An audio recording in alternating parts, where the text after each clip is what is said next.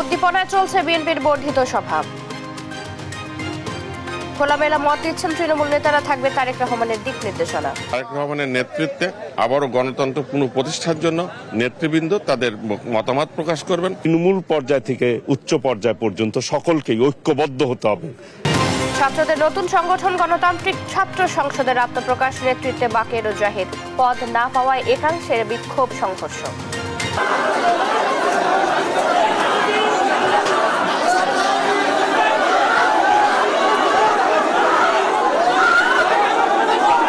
নওগাঁর একচ্ছত্র অধিপতি ছিলেন সাবেক খাদ্যমন্ত্রী সাধন চন্দ্র মজুমদার, হাতিয়েছেন কোটি কোটি টাকা, কঠোর শাস্তির দাবি এলাকাবাসীর। কুষ্টিয়া পৌরসভাগুলোতে ব্যাহত নাগরিক সেবায় ধীর গতির অভিযোগ, নিশ্চিতে সব ধরনের পদক্ষেপের আশ্বাস জেলা প্রশাসকের। চট্টগ্রামের শত শত অবৈধ ইটভাটায় দূষিত পরিবেশ, মরছে মাছ গবাদি পশু, নষ্ট হচ্ছে ফসলের জমি, লোক দেখানো অভিযানে সীমাবদ্ধ প্রশাসন। অবশেষে দূর হল গাজার শান্তি চুক্তি ভেস্তে যাওয়ার শঙ্কা, মুক্তি পেয়েছে 6 শতাধিক ফিলিস্তিনি, 4 ইসরায়েলি জিম্মি মরদেহ হস্তান্তর। এবং চ্যাম্পিয়ন্স ট্রফির নিয়ম রক্ষার ম্যাচে আজ লড়বে বাংলাদেশ পাকিস্তান, সম্মান বাঁচাতে জ্বলে উঠতে চান বাবর আজম রিজওয়ানরা। দেখছিলেন সংবাদ শিরোনাম, এবারে বিস্তারিত সংবাদ। সকালে আপনাদের সাথে আছি চৈতি সরওয়ার।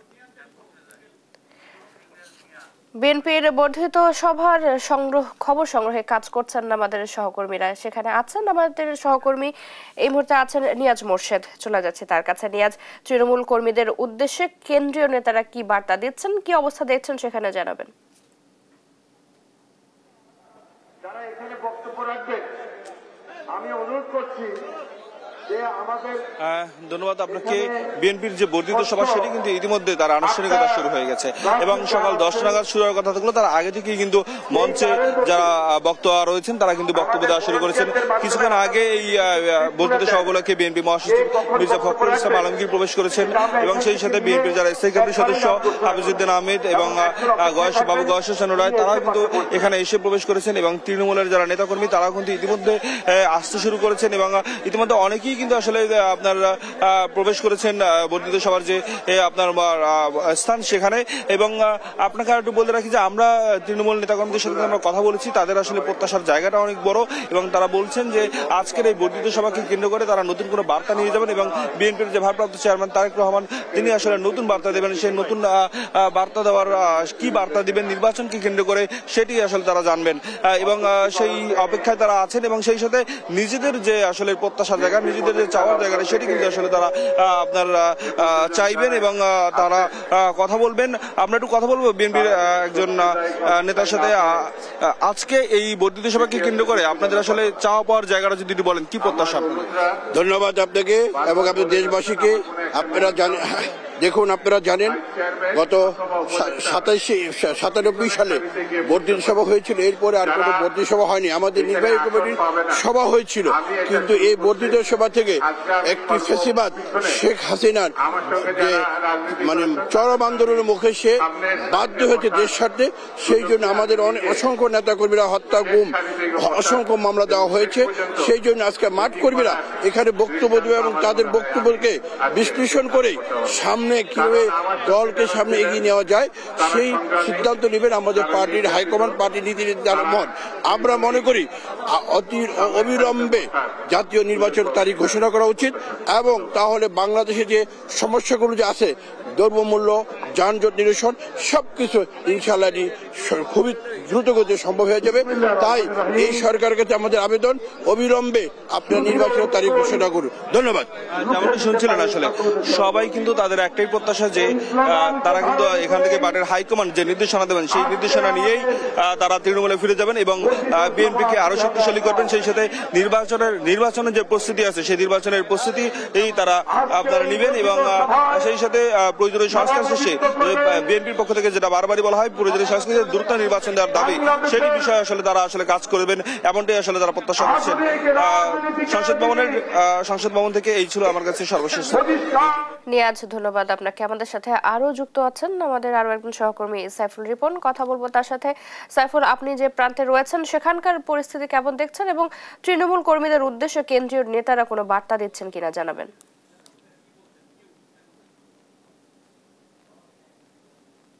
আমি ঠিক এই মুহূর্তে এই সভাস্থলে রয়েছে এবং সভাস্থলে ইতিমধ্যেই সারা বাংলাদেশ থেকে বিভিন্ন স্তরের যারা আমন্ত্রিত অতিথিরা রয়েছেন ইতিমধ্যে এসে তারা এই সভাস্থলে তাদের আসন গ্রহণ করেছেন।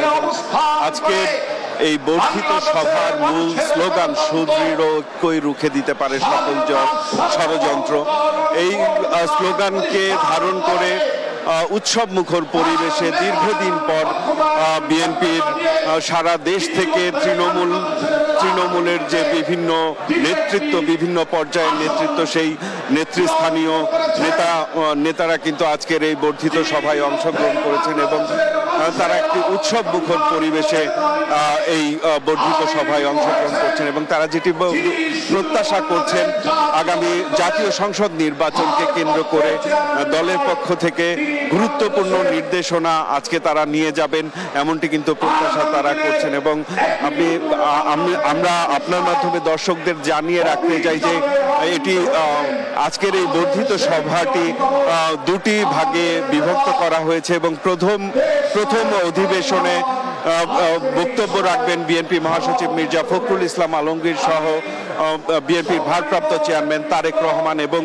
দ্বিতীয় অধিবেশনে বিএনপির ভারপ্রাপ্ত চেয়ারম্যান তারেক রহমান সারা দেশ থেকে যে তৃণমূলের নেতারা এসেছেন তাদের মাঠ পর্যায়ের অভিজ্ঞতা এবং বিগত আন্দোলন সংগ্রামের যে অভিজ্ঞতা সেই বিষয়গুলো নিয়ে জানবেন এবং সামনের দিনগুলোতে করণীয় ঠিক করতে তৃণমূল থেকে কি ধরনের সুপারিশ তুলে ধরা হয় সেই সুপারিশগুলো কিন্তু আজকে বিএনপির ভারপ্রাপ্ত চেয়ারম্যান তারেক রহমান শুনবেন। পাশাপাশি তৃণমূলের কোনো প্রশ্ন থাকলে তার সরাসরি জবাব দিবেন বিএনপির ভারপ্রাপ্ত চেয়ারম্যান তারেক রহমান এবং নির্ধারিত সময় 10টায় শুরু হওয়ার কথা থাকলেও অতিথিরা পুরোপুরি সুবিন্যস্তভাবে এবং সুশৃঙ্খলভাবে বসে যাওয়ার পরপরই এই সভার কার্যক্রম কিছুক্ষণের মধ্যেই শুরু হবে এবং ইতিমধ্যেই সভার শুরু হওয়ার যে সামগ্রিক প্রস্তুতি সেটি কিন্তু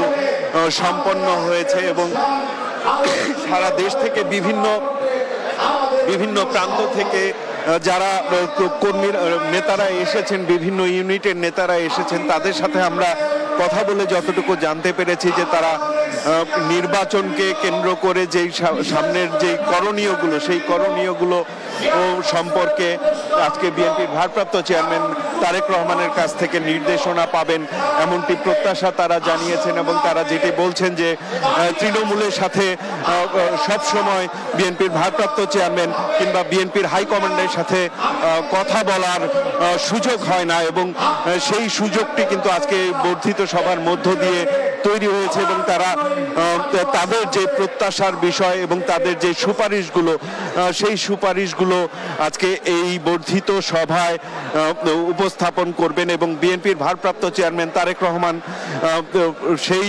সুপারিশগুলো বিবেচনা করবেন এমনটি কিন্তু প্রত্যাশা এই বিএনপির তৃণমূলের যারা নেতারা রয়েছেন তাদের এবং তারা যেটি বলছেন যে সামনের যে দিনগুলোতে বিগত আন্দোলন সংগ্রামে যারা গুরুত্বপূর্ণ ভূমিকা রেখেছেন তাদের যেই মূল্যায়ন সেই মূল্যায়নের দাবিটিও কিন্তু তাদের রয়েছে।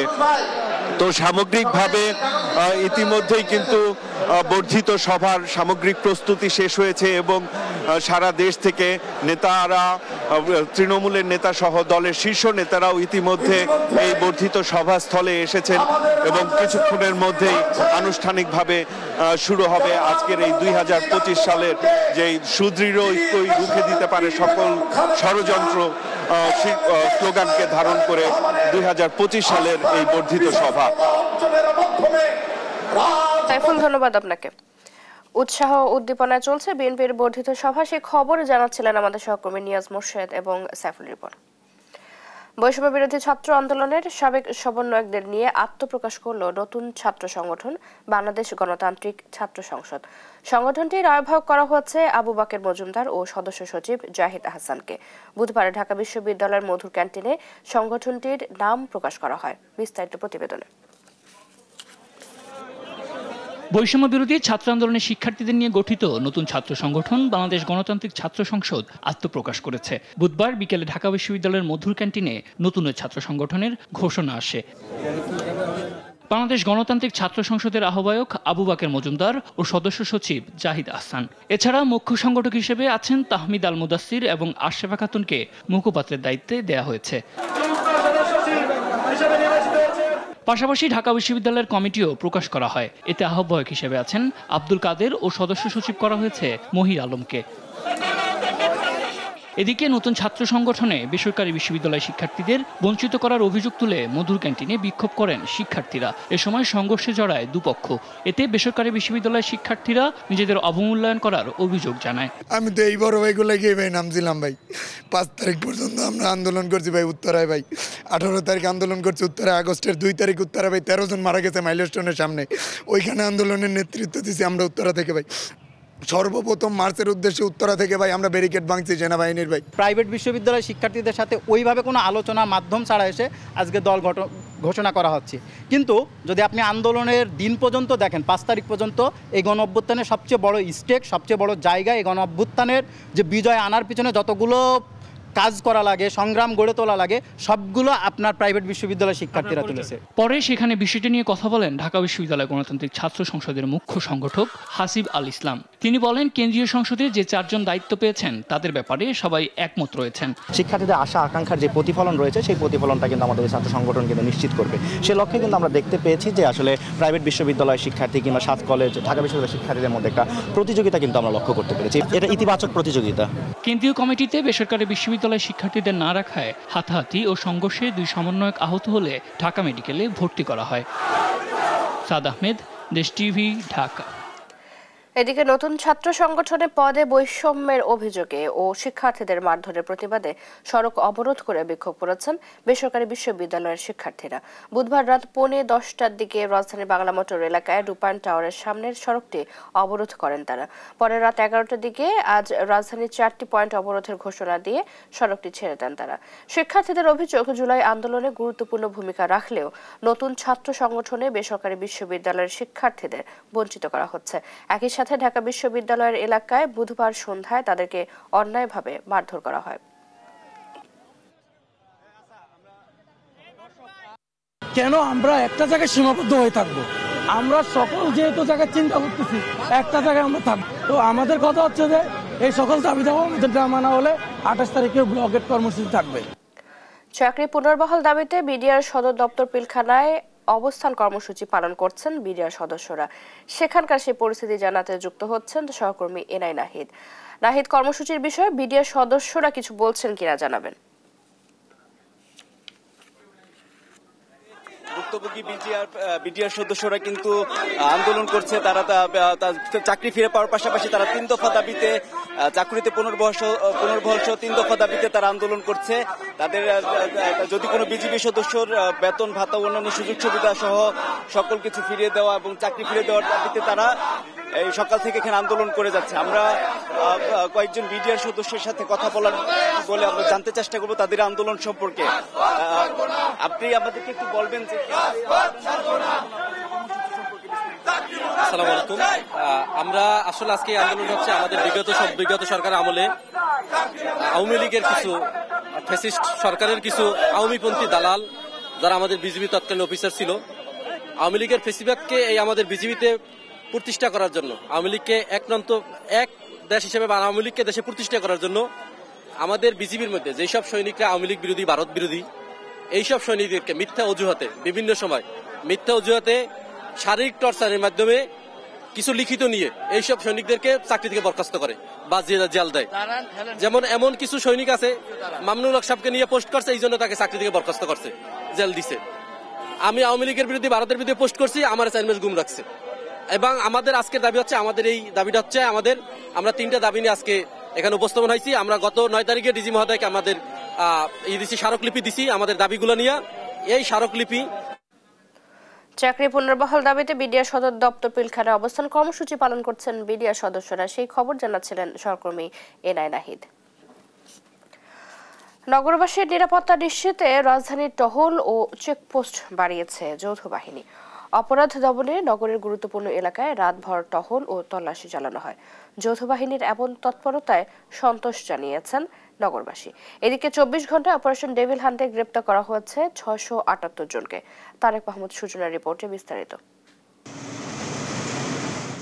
রাজধানী ঢাকা সহ সারা দেশে আইন শৃঙ্খলা পরিস্থিতি স্বাভাবিক রাখতে এবং ছিনতাইকারী ও চাঁদাবাজদের দমনে ব্যাপক অভিযান অব্যাহত রেখেছে যৌথ বাহিনী। এরই ধারাবাহিকতায় বুধবার রাতভর রাজধানীর গুরুত্বপূর্ণ এলাকায় চলে সেনাবাহিনী, পুলিশ, র্যাব সহ অন্যান্য আইন শৃঙ্খলা বাহিনীর সমন্বয়ে গঠিত যৌথ বাহিনীর অভিযান। এ সময় চেকপোস্ট বসিয়ে গাড়ি থামিয়ে তল্লাশির পাশাপাশি সন্দেহজনক ব্যক্তিদের জিজ্ঞাসাবাদও করা হয়। প্রশাসনের এমন তৎপরতাকে স্বাগত জানায় নগরবাসী। একই সঙ্গে মহল্লায় মহল্লায় টহল আরও বাড়ানোর দাবি জানান তারা। আমরা এটা ভালো চোখে দেখি, এটা সবার জন্য ভালো। আমরা যারা বাঙালি আছি, নির্মবিক্ত লোক আছি, তাদের জন্য খুবই ভালো। তাদের দায়িত্বে আমরা খুবই সন্তুষ্ট। দিকটা ভালোই মনে করতেছি, কারণ আমাদের নিরাপত্তার জন্যই তো তারা। জনসাধারণের নিরাপত্তা নিশ্চিতে টহল ও চেকপোস্ট বৃদ্ধি করা হয়েছে উল্লেখ করে পুলিশ জানায়, অপরাধী যত শক্তিশালী হোক না কেন কঠোরভাবে তাদের দমন করা হবে। আপনাদের শান্তি শৃঙ্খলা রক্ষার্থে Dhaka metropolitan police, detective branch এবং আমাদের গর্বের, আমাদের অহংকার বাংলাদেশ সেনাবাহিনী, আমরা যৌথভাবে কাজ করে যাচ্ছি। নগরবাসীর এবং সর্বমোট আমরা সারা বাংলাদেশের শান্তি শৃঙ্খলা রক্ষার জন্য যা যা করণীয় আমরা ইনশাল্লাহ করে যাব। সন্ত্রাসী যেই হোক, সে যদি যত রকম শক্তিশালী হোক, আইনের হাত থেকে সে কোনোভাবেই রক্ষা পাবে না। রাজধানীতে ছিনতাই ও অন্যান্য অপরাধ বৃদ্ধি পাওয়ায় ব্যাপক অভিযান শুরু করেছে যৌথ বাহিনী। অপরাধ দমনে নাগরিকদের সচেতনতা ও সহযোগিতা বাড়ানোর আহ্বানও করে পুলিশ। এদিকে গেল 24 ঘন্টায় অপারেশন ডেভিল হান্টে গ্রেপ্তার করা হয়েছে 678 জনকে। তারেক মাহমুদ সুজন, দেশ টিভি, ঢাকা। এদিকে আইন শৃঙ্খলা পরিস্থিতি স্বাভাবিক রাখতে আইন শৃঙ্খলা বাহিনীর সদস্যদের সব সময় সজাগ ও সতর্ক থাকার নির্দেশ দিয়েছেন স্বরাষ্ট্র উপদেষ্টা অবসরপ্রাপ্ত লেফটেন্যান্ট জেনারেল মোহাম্মদ জাহাঙ্গীর আলম চৌধুরী। বৃহস্পতিবার ভোরে রাজধানীর 4টি থানা পরিদর্শনের সময় তিনি এই নির্দেশ দেন। বলেন, আইন শৃঙ্খলা বাহিনীর দায়িত্ব পালনে কোনো গাফিলতি আছে কিনা সেটি দেখতে গেছেন তিনি, তবে সব থানায় পুলিশ দায়িত্বশীল থাকায় সন্তোষ প্রকাশ করেন। উপদেষ্টা বলেন, জনগণের জানমালের দায়িত্ব রক্ষায় অবহেলার সুযোগ নেই। আইন শৃঙ্খলা পরিস্থিতি মনিটরিং করার জন্য আইন শৃঙ্খলা বাহিনীর পাশাপাশি মন্ত্রণালয়ের অফিসারদেরও দায়িত্ব দেওয়া হয়েছে। দায়িত্ব অবহেলা হলে কঠোর ব্যবস্থা নেওয়া হবে। পরিস্থিতির উন্নতি না হওয়া পর্যন্ত কম্বাইন্ড পেট্রোলিং চলমান থাকবে বলে জানান স্বরাষ্ট্র উপদেষ্টা। এই শেষ রাত্রির দিকেই কিন্তু এই লোকজনের যারা ডিউটি করে তারা একটু শিথিল হয়ে যায় এবং সন্ত্রাসীরা একটু অ্যাক্টিভ হয়ে যায়। তো আমার এই জনগণ যাতে আমার যে বাহিনী আছে এরা যেন শিথিল না হয় এবং তারা তাদের দায়িত্ব যেন ঠিকভাবে কাজ করে ওইটা দেখার জন্য, এবং জনগণের যেন কোনো অসুবিধা না হয়, তাদের কোনো সমস্যা আছে কিনা এটা দেখার জন্য আইন শৃঙ্খলা বাহিনী হয়েছে তারা যেন সজাগ থাকেন। যদি তারা সজাগ থাকে তো জনগণ রাত্রে ভালোভাবে ঘুম আসতে পারবে। নওগাঁর নিয়ামতপুর, পোরশা ও সাপাহার সহ গোটা জেলায় ছিল সাবেক খাদ্যমন্ত্রী সাধন চন্দ্র মজুমদারের একচ্ছত্র আধিপত্য। এলাকাবাসীর অভিযোগ, ক্ষমতার অপব্যবহার করে তিনি হাতিয়েছেন কোটি কোটি টাকা। সরকারি জলাশয় দখল, টেন্ডার বাণিজ্য, শিক্ষা প্রতিষ্ঠান সহ বিভিন্ন প্রতিষ্ঠানে নিয়োগ ও বদলি বাণিজ্যে তাকে সহায়তা করত তার পরিবার। তার এবং তার পরিবারের অপকর্মের কঠোর শাস্তির দাবি জানিয়েছেন এলাকাবাসী। সহকর্মী কাজী কামাল হোসেনের প্রতিবেদন, জানাচ্ছেন টুম্পা আফরোজ। 2008 সালে নওগাঁ 1 আসন থেকে প্রথম সংসদ সদস্য নির্বাচিত হন সাধনচন্দ্র মজুমদার। নির্বাচিত হন পরের 3 বারও। 2018 সালে খাদ্যমন্ত্রীর দায়িত্ব পান। 2024 সালে দ্বিতীয় দফাতেও তাকে দেয়া হয় খাদ্যমন্ত্রীর দায়িত্ব। এলাকাবাসীর অভিযোগ, এমপি হওয়ার পর এলাকায় রামরাজত্ব কায়েম করেন সাধনচন্দ্র। মন্ত্রী হওয়ার পর হয়ে ওঠেন পুরোপুরি স্বৈরাচার।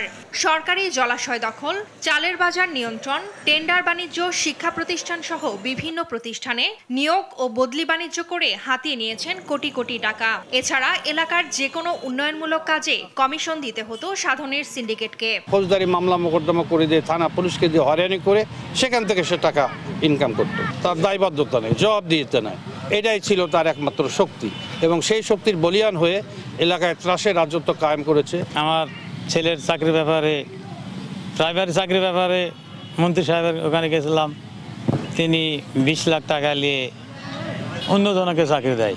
মন্ত্রণালয়ে পারিবারিক প্রভাব বলয় তৈরি করেন সাধনচন্দ্র। খাদ্যমন্ত্রীর সহকারী হিসেবে ভাতিজা রাজেশ বসতেন মন্ত্রণালয়ে। সব অপকর্মের সমন্বয় করতেন মন্ত্রীর একান্ত সচিব সাধনচন্দ্রের বড় জামাতা আবু নাসের বেগ ও মন্ত্রীর এপিএস এর দায়িত্বে থাকা ছোট মেয়ে তৃণা মজুমদার। অভিযোগ আছে ক্ষমতার অপব্যবহার করে শত শত কোটি টাকা হাতিয়ে নিয়েছেন সাবেক খাদ্যমন্ত্রী।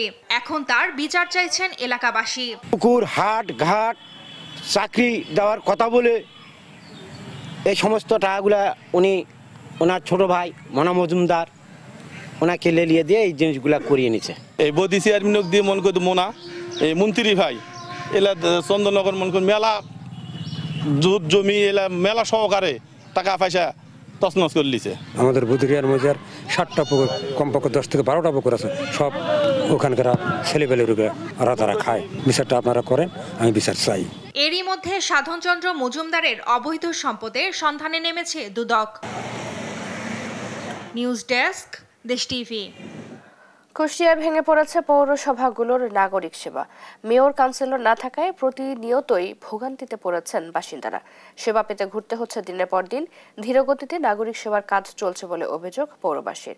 তবে কাজের গতি বাড়ানো সহ নাগরিক সেবা নিশ্চিতে সব ধরনের পদক্ষেপ নেওয়া হচ্ছে বলে জানান জেলা প্রশাসক। ইরফান রানার ক্যামেরায় কুষ্টিয়া থেকে নাহিদ হাসান তিতাসের রিপোর্ট। ছাত্র জনতার আন্দোলনে আওয়ামী লীগ সরকার পতনের পর অপসারণ করা হয় দেশের সব পৌরসভার মেয়র ও কাউন্সিলরদের। স্থবিরতা নেমে আসে পৌরবাসীদের বিভিন্ন সেবামূলক কাজে। সংকট নিরসনে পৌরসভার বিভিন্ন পদে অতিরিক্ত দায়িত্ব দেওয়া হয় সরকারি কর্মকর্তাদের। এরপর থেকেই কুষ্টিয়ার 5টি পৌরসভায় নেমে আসে নাগরিক সেবাতে ধীরগতি। শুরু হয় ভোগান্তি। দীর্ঘ সময় অপেক্ষার পরেও মিলছে না কাঙ্ক্ষিত সেবা। ঘুরতে হচ্ছে দিনের পর দিন। নানা রকম সেবার জন্য আসি, এগুলো হলে মারাত্মকভাবে ব্যাহত হচ্ছে। কারণ আসলে বলে যে এখানে কমিশনার নাই, অমুক ওয়ার্ডের কমিশনার নাই, চেয়ারম্যান নাই। নিবন্ধন আজ 15-20 দিন বা 1 মাস হয়ে যাচ্ছে, এর কোনো কোনো দায়িত্ববান লোকই নাই। আবেদন করার পরে এই ঘর থেকে ও ঘর, ও ঘর থেকে ও ঘর, এইভাবে ঘর থেকে ঘর প্রতিদিনই যেতে যেতে আমাকে এই পর্যন্ত 1.5 মাস অতিবাহিত হতে গেছে। পৌর সেবাই এমন ভোগান্তি লাঘবে সরকারকে দ্রুত সময়ের মধ্যে কার্যকরী পদক্ষেপ নেওয়ার দাবি সুবিধাবঞ্চিত নাগরিকদের। যদি স্থানীয় জনপ্রতিনিধি থাকতো তাহলে এই ভোগান্তিতে তো আমরা পড়তাম না। আমরা এই ভোগান্তি থেকে মুক্তি পেতে হলে পারে আমাদের নির্বাচনমুখী হওয়া উচিত। আমাদের জাতীয় নির্বাচন, এই পৌরসভা নির্বাচনগুলো, সব নির্বাচনগুলো দ্রুত সম্পন্ন করা উচিত। তবে জেলা প্রশাসক বলছেন পৌরসভায় কাজের গতি বাড়ানো সহ নাগরিক সেবা নিশ্চিতে সব ধরনের পদক্ষেপ নিচ্ছেন তারা। আমরা রেগুলার আমাদের যারা পৌর প্রশাসক আছে তাদেরকে আমরা রেগুলার বলছি যেন ওনারা কোনো বিষয় বা কোনো কাজ যেন সময়ের অতিরিক্ত সময় না নেন, এটা যেন দীর্ঘসূত্রিতায় পরিণত না হয়, সেজন্য তাদেরকে নির্দেশনা দেওয়া হয় এবং সেই অনুযায়ী তারা কাজ করছে। মিরপুর, কুমারখালী, কুষ্টিয়া সহ জেলার 5টি পৌরসভায় 4,58,342 জন বাসিন্দাদের ভোগান্তি নিরসনে দ্রুতই কার্যকরী পদক্ষেপ নেবে অন্তর্বর্তীকালীন সরকার, এমনটাই প্রত্যাশা পৌরবাসীর। নাহিদ হাসান তিতাস, দেশ টিভি, কুষ্টিয়া। চট্টগ্রামে অবৈধভাবে গড়ে ওঠা 3 শতাধিক ইট ভাটা পরিবেশ ধ্বংস করে চলেছে। এসব ভাটার অধিকাংশই গড়ে উঠেছে পাহাড়, ফসলি জমি, লোকালয় কিংবা জনবসতিপূর্ণ এলাকায়। এমনকি বিভিন্ন শিক্ষা প্রতিষ্ঠান, হালদা ও কর্ণফুলী নদীর পাড় ঘেঁষেও অনেক ইট ভাটা রয়েছে। এতে পুকুর ও নদীর পানি কালো ও বিষাক্ত হয়ে কমেছে মাছ। ঘটছে গবাদি পশু মৃত্যুর ঘটনা। চট্টগ্রাম থেকে AKM রাজেমের রিপোর্ট, জানাচ্ছেন টুম্পা আফরোজ। চট্টগ্রামের বিভিন্ন উপজেলায় গড়ে ওঠা ইটভাটাগুলোর নেই সরকারি অনুমোদন ও পরিবেশ অধিদপ্তরের ছাড়পত্র। তার উপর ইট তৈরিতে পাহাড় কেটে মাটি এবং সংরক্ষিত বন উজাড় করে জোগাড় করা হচ্ছে জ্বালানি কাঠ। এসব ইটভাটার কারণে চট্টগ্রামের প্রতিটি উপজেলার প্রাকৃতিক পরিবেশ ধ্বংসের পথে। এরই মধ্যে রাঙ্গুনিয়া, রাউজান, হাটহাজারী, ফটিকছড়ি, বোয়ালখালী, সাতকানিয়া, পটিয়া, আনোয়ারা, বাঁশখালী, লোহাগড়া ও কর্ণফুলী উপজেলার বাতাসে মেলে তীব্র ঝাঁঝালো গন্ধ। এতে ব্যাপক ক্ষতির মুখে পড়েছেন স্থানীয়রা। আমরা যাতায়াত করতে পারতেছি না, বাড়িঘর নষ্ট হচ্ছে। ঘর বাড়ি তো দেখতে পুরো লালে গেছে, অবস্থা খারাপ হয়ে যায়। স্কুলের ছেলেমেয়েরা স্কুলে যেতে পারে না। অবৈধ ইটভাটা পরিচালনা করতে প্রত্যেক উপজেলায় গড়ে তোলা হয় ইটভাটা মালিক সমিতি নামে সংঘবদ্ধ সিন্ডিকেট। তারা স্থানীয় রাজনীতির সাথে জড়িত থাকায় বাধার মুখে পড়েছেন সংশ্লিষ্ট কর্মকর্তারা। স্থানীয়দের দাবি, পুলিশ, ইউএনও, কৃষি কর্মকর্তা, পরিবেশ অধিদপ্তর, বন বিভাগ ও জেলা প্রশাসকদের ম্যানেজ করেই চলছে এসব অবৈধ ইটভাটা।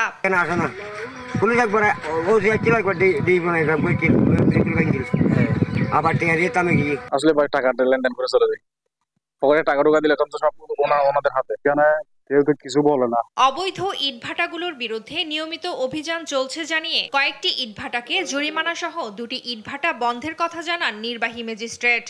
আমাদের পরিবেশের সহযোগিতা নিয়ে আমরা আমাদের এখানে প্রথম ধাপে আমরা 3টি ইটভাটা, 3টি, পরের ধাপে 5টি এবং এরপরের ধাপে 2টি। আমাদের টোটাল আমাদের প্রায় জরিমানা করা হয়েছে 11 লক্ষ টাকা জরিমানা করা হয়েছে। আর 2টি ইটভাটা আমাদের এই কার্যক্রম বন্ধ করা হয়েছে। চট্টগ্রামের 15টি উপজেলায় অবৈধ ইটভাটার সংখ্যা 3 শতাধিক। এর মধ্যে সবচেয়ে বেশি রাঙ্গুনিয়ায়। নিউজ ডেস্ক, দেশ TV. Bangladesh judicial service BJS এর সহকারী জজ নিয়োগ পরীক্ষায় রাজশাহী বিশ্ববিদ্যালয়ের আইন বিভাগের সাফল্যের ধারা অব্যাহত। এর পেছনে শিক্ষকদের দক্ষতা ও আন্তরিকতা অবদান রাখছে বলে মত শিক্ষার্থীদের। আইন বিভাগকে আরও এগিয়ে নিতে ভর্তি পদ্ধতিতে পরিবর্তন চান শিক্ষকরা। কাজী শাহেদের প্রতিবেদন। 16তম জুডিশিয়াল সার্ভিস BJS পরীক্ষায় প্রথম হয়েছিলেন নুসরাত জেরিন জেনি, আর 15তম BJS এ প্রথম হয়েছিলেন আশিকুজ্জামান। দুজনই রাজশাহী বিশ্ববিদ্যালয়ের আইন বিভাগের শিক্ষার্থী। তাদের সাফল্যের ধারাবাহিকতা ধরে রেখেছেন নতুনরা। এবারও আইন বিভাগ থেকে সুপারিশ পেয়েছেন 28 জন। অনেক কষ্ট করতে হয়েছে আমাদেরকে, এটা প্রায় 1.5 বছরের একটা জার্নি বলবো। আমার এর জন্য অনেক স্যাক্রিফাইসও করতে হয়েছে। পরিবেশ, সিনিয়রদের হেল্প, শিক্ষকরা অনেক সময় হেল্প করেন, সবকিছু মিলিয়ে আর কি আমরা আমাদের এটা ভালো একটা এনভায়রনমেন্ট আছে। 4 বছরের বিভিন্ন সাবজেক্ট মিলে আমাদের জুডিশিয়ারিতে আসে, তো সেইটার পাশাপাশি আমাদেরকে জেনারেল সাবজেক্ট যেগুলো আছে সেগুলোতেও করতে হয়, তো অনেক পরিশ্রম করতে হয়, অনেক সময় দিতে হয়। শিক্ষার্থীদের আন্তরিক প্রচেষ্টা ও দক্ষ শিক্ষকদের মাধ্যমে পাঠদানের কারণেই এই ধারাবাহিকতা। সামনের দিনগুলোতেও এই সাফল্য অব্যাহত থাকবে বলে আশা রাবির আইন বিভাগের চেয়ারম্যানের। বাংলাদেশের অন্যান্য ইউনিভার্সিটির তুলনায় আমাদের ল ডিপার্টমেন্টের ছাত্ররা জুডিশিয়ারিতে সবচেয়ে বেশি চান্স পেয়েছে। এখনও সেই ধারাবাহিকতা আমরা বজায় রাখছি। তো এটার মূল কারণ হচ্ছে আমাদের শিক্ষকদের যে অবস্থান, আমাদের এখানে অনেক কোয়ালিফাইড শিক্ষক আছেন। তবে আইন বিভাগে ভর্তিতে পুরনো পদ্ধতি ফিরিয়ে আনার দাবি জানিয়েছেন অনুষদের ডিন। তার মতে বর্তমানে কাঙ্ক্ষিত শিক্ষার্থী পাচ্ছে না বিভাগটি। যে ছাত্রছাত্রীরা এখন ভালো করছে, এরা যে প্রক্রিয়া ভর্তি হয়েছে সেটার থেকে এখনকার যে ভর্তি প্রক্রিয়া সেটা ভিন্ন হয়ে গিয়েছে। এখন ইউনিটভুক্ত হয়ে তারা যখন ভর্তি হচ্ছে, তখন সেই ক্ষেত্রে আমাদের শিক্ষকদের মূল্যায়ন উভয় বিভাগেরই যে আগের ছাত্রের চাইতে বর্তমানের ছাত্ররা হয়তোবা সেই মানের আমরা পাচ্ছি না। শিক্ষক ও শ্রেণীকক্ষ সংকট দূর করা গেলে গবেষণাতেও এই বিভাগ গুরুত্বপূর্ণ ভূমিকা রাখতে পারবে আশা শিক্ষকদের। কাজী শাহেদ, দেশ টিভি, রাজশাহী। অবৈধ ইটভাটার বিষয়ে জানাতে চট্টগ্রাম থেকে সরাসরি যুক্ত হচ্ছেন সহকর্মী AKM নাজিম। নাজিম, অসংখ্য অবৈধ ইটভাটা পরিচালিত হলেও প্রশাসন কোনো ব্যবস্থা কেন নিচ্ছে না, কি বলছেন সেখানকার এলাকাবাসী? আসলে চট্টগ্রামের সবচাইতে বেশি ইটভাটা হচ্ছে রাঙ্গুনিয়া উপজেলায় এবং সাতখানিয়া উপজেলায়। এসব উপজেলায় কিন্তু সবচাইতে বেশি ইটভাটা রয়েছে। পাশাপাশি অন্যান্য যেসব উপজেলা রয়েছে, হাটহাজারী, রাউজান, ফটিকছড়ি, রাঙ্গুনিয়া, ভোজপুর, সীতাকুণ্ড, মিরসরাই, চন্দনা, লোহাগাড়া, এইসব এলাকায় যেসব ইটভাটা রয়েছে সেসব ইটভাটার বিরুদ্ধে কিন্তু গত কয়েকদিন ধরে আমরা দেখেছি উপজেলা প্রশাসন, আইন শৃঙ্খলা বাহিনী অভিযান পরিচালনা করছে এবং বিভিন্ন ইটভাটাকে জরিমানার পাশাপাশি কিন্তু সিলগালা করে দেওয়া হচ্ছে। তারপরও কোনোভাবে বন্ধ করা যাচ্ছে না এসব অবৈধ ইটভাটা। সম্প্রতি সময়ে আমরা দেখেছি চট্টগ্রামের রাঙ্গুনিয়া উপজেলায় কিন্তু অবৈধ ইটভাটায় অভিযান পরিচালনা করতে গিয়ে কিন্তু আইন শৃঙ্খলা বাহিনী এবং উপজেলা প্রশাসন কিন্তু বাধার সম্মুখীন হয়েছেন। কারণ কিছু রাজনৈতিক দলের নেতা কর্মীরা এবং রাজনৈতিক দলের নাম পরিচয় দিয়ে কিন্তু ইটভাটায় অভিযান পরিচালনা বন্ধ করার জন্য কিন্তু আইন শৃঙ্খলা বাহিনী এবং উপজেলা প্রশাসনকে হুমকি দেওয়া হচ্ছে বলে আমরা দেখেছি বা জেনেছি। কারণ গত কয়েকদিন আগে রাঙ্গুনিয়া উপজেলায় একটি ইটভাটায় অভিযান পরিচালনা করার সময় উপজেলা প্রশাসনের উপরে কিন্তু হামলা করার চেষ্টা করছেন রাজনৈতিক দলের নেতা কর্মীরা। তারা এইসব অবৈধ ইটভাটা কিন্তু বন্ধের কোনোভাবেই তারা বন্ধ করতে দিচ্ছে না এবং আইন শৃঙ্খলা বাহিনীর যে অভিযান সেই অভিযান তারা বাধাগ্রস্ত করছেন। পাশাপাশি অন্যান্য উপজেলায় যেসব ইটভাটা রয়েছে সেগুলো কিন্তু জনবহুল এলাকাগুলোতে ইটভাটাগুলো গড়ে তোলা হয়েছে। এসব ইটভাটার কারণে আশপাশের কৃষি জমি থেকে শুরু করে বিভিন্ন ফসলের জমি যেভাবে ধ্বংস হয়েছে, পাশাপাশি গরু ছাগল বা গবাদি পশু পালনের ক্ষেত্রে কিন্তু চরম হুমকির মুখে পড়ছেন এইসব এলাকার পরিবেশ। পাশাপাশি সড়ক তো যেসব গ্রামীণ সড়কগুলো রয়েছে ইটভাটার কারণে, ইটভাটার গাড়িগুলোর কারণে কিন্তু এসব গ্রামীণ সড়কগুলোর অবস্থা খুবই ভয়াবহ। গত কয়েকদিন আগে এবং গতকালকেও কিন্তু যে উপদেষ্টা রয়েছেন রেজওয়ানা, তিনিও বলেছেন অবৈধ ইটভাটা এবং পাহাড়ের মাটি কাটার বিরুদ্ধে কিন্তু প্রশাসনের যে অভিযান সেটি নিয়মিত করা হবে এবং যারা পাহাড়ের মাটি কাটছে তাদের শ্রমিকদের পাশাপাশি যারা মালিকরা রয়েছেন তাদের বিরুদ্ধে কিন্তু কঠোর ব্যবস্থা নেওয়া হবে। অবৈধ ইটভাটা বন্ধের কিন্তু দ্রুত পদক্ষেপ নেওয়া না হলে কিন্তু আশপাশের পরিবেশ ধ্বংসের মুখে হবে। তো এই ছিল অবৈধ ইটভাটা নিয়ে আমার কাছে সর্বশেষ। আন্তর্জাতিক প্রসঙ্গ, গাজায় আটক 4 ইসরায়েলি মরদেহ হস্তান্তর করেছে হামাস। এর বিনিময়ে 6 শতাধিক ফিলিস্তিনিকে মুক্তি দিয়েছে ইসরায়েল। যুদ্ধবিরতি চুক্তির প্রথম পর্যায়ের চূড়ান্ত বিনিময়ের অংশ হিসেবে হয় এই হস্তান্তর প্রক্রিয়া। ফিলিস্তিনি বন্দীদের বহনকারী একটি বাস পশ্চিম তীরের রামাল্লায় পৌঁছালে উচ্ছ্বাসে ফেটে পড়েন সাধারণ জনগণ। নাসরিন আক্তারের রিপোর্ট। বন্দি বিনিময় নিয়ে ইসরায়েলের গড়িমসির কারণে ভেস্তে যেতে বসেছিল গাজার শান্তি চুক্তি। তবে 6 শতাধিক বন্দীকে মুক্তি দেওয়ার মাধ্যমে কেটে গেছে সে শঙ্কা। বিনিময়ে গাজায় আটক 4 ইসরায়েলির মরদেহ হস্তান্তর করেছে হামাস। বাস থেকে একে একে বীরের বেশে নেমে আসে বন্দীরা। বহুদিন পর প্রিয়জনকে দেখতে পেয়ে কান্নায় ভেঙে পড়েন স্বজনেরা। শুভেচ্ছা জানায় সাধারণ জনগণও। ওফের কারাগার থেকে কয়েকজন বন্দীকে বহনকারী প্রথম বাসটি রামাল্লায় এসে পৌঁছালে সৃষ্টি হয় এক আবেগঘন পরিবেশের। এ সময় গণমাধ্যমের সঙ্গে কথা বলেন বন্দীরা, জানান তাদের বন্দী জীবনের ভয়াবহ অভিজ্ঞতার কথা। গেল 16 মাস ধরে ক্লান্ত, ক্ষুধার্ত ও অনাহারে এসব বন্দীরা। আমরা যা পার করছি তা এমন একটি পরিস্থিতি যা পাহাড় বহন করতে পারবে না। এটি ব্যাখ্যা করা খুবই কঠিন। আমরা কি পার করছি তা বলা খুবই কঠিন। যুদ্ধবিরতি চুক্তির প্রথম পর্যায়ের চূড়ান্ত বিনিময়ের অংশ হিসেবে হয় এ হস্তান্তর প্রক্রিয়া, যা শনিবার শেষ হওয়ার কথা রয়েছে। যুদ্ধবিরতি ও জিম্মি মুক্তির চুক্তির আওতায় গেল শনিবার 6 ইসরায়েলি জিম্মিকে মুক্তি দিয়ে কথা রেখেছিল হামাস, কিন্তু তার বদলে 620 ফিলিস্তিনি বন্দীকে মুক্তি দেওয়ার কথা থাকলেও তাদের মুক্তি দেয়নি ইসরায়েল। তবে মঙ্গলবার ইসরায়েলি বন্দীদের মরদেহ হস্তান্তর ও বিনিময়ে শতাধিক ফিলিস্তিনি বন্দী মুক্তি দেওয়ার ব্যাপারে একমত হওয়ার কথা জানায় হামাস। সে অনুযায়ী হলো এ হস্তান্তর। এর আগে মঞ্চ তৈরি করে 4 জিম্মির মৃতদেহ হস্তান্তর করেছিল হামাস। তবে এ নিয়ে ইসরায়েল আপত্তি জানালে এবার কোনো ধরনের অনুষ্ঠান করেনি গোষ্ঠীটি। নাসরিন আক্তার, নিউজ ডেস্ক, দেশ টিভি।